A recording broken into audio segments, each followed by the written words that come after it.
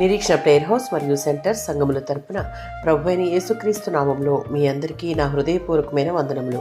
ఈరోజు దేవుని వాగ్దానం యెషయా గ్రంథం 42వ అధ్యాయం 7వ వచనం. యెహోవానగు నేనే నీతి విషయములో నిన్ను పిలిచి నీ చేయి పట్టుకొని ఉన్నాను. యెషయా గ్రంథం 42వ అధ్యాయం 5-7 వచనాలలో దేవుడు సృష్టిలో భాగం కాదు, ఆయనే సృష్టికర్త. ఆయన మానవుడు కాదు, ఆయనే మానవులను సృష్టించాడు. ఆయన ఆదాం మొదలుకొని మనుషులందరికీ ప్రాణం ఇచ్చినవాడు. దేవుడు అబ్రహాముతో చేసిన నిబంధన కేవలం భవిష్యత్తులో ఇశ్రాయేలు కోసం మాత్రమే కాదు, ఈ నిబంధన అన్ని జనులకు కూడా ఉద్దేశించబడింది. అయితే ఇది స్వతంత్రించుకున్నట్టుకు ఇశ్రాయేలు ఘోరంగా విఫలమయ్యారు.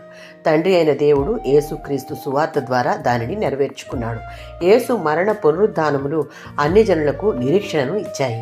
గుడ్డివారి కన్నులు తెరుచుటకును, బంధించబడిన వారిని చెరసాలలో నుండి వెలుగునకు తెచ్చుటకును, పాపమనే చీకటిలో నివసించు వారిని దేవుని యొక్క కృపాకాంతిలోనికి నడిపించుటకు తండ్రిగా ఉన్న దేవుడే మన చెయ్యి పట్టుకుని నడిపించాడు.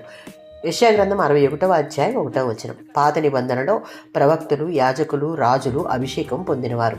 క్రొత్త నిబంధనలో లూకా సువార్త 4వ అధ్యాయం 16-21లో ఉన్నట్లుగా యేసు ప్రభువే ప్రధాన యాజకుడు అని తెలియజేస్తుంది. ప్రవక్తలు ప్రవచించిన గొప్ప ప్రవక్త కూడా ఆయనే. పాపులైన మనుషులు, సాతానుకు బందీలైన వారికి యేసుక్రీస్తు వచ్చి విడుదల మార్గాన్ని ప్రకటించాడు. ఈ లోకంలో గుండె పగిలిన వారిని బాగు చేయడానికి, బంధించబడిన వారికి బంధ విముక్తుల్ని చేయడానికి యేసుక్రీస్తు మహిమను విడిచి ఈ భూమి మీదకి వచ్చుటకు కారణం మన ఎడల ఆయనకున్న ప్రేమ.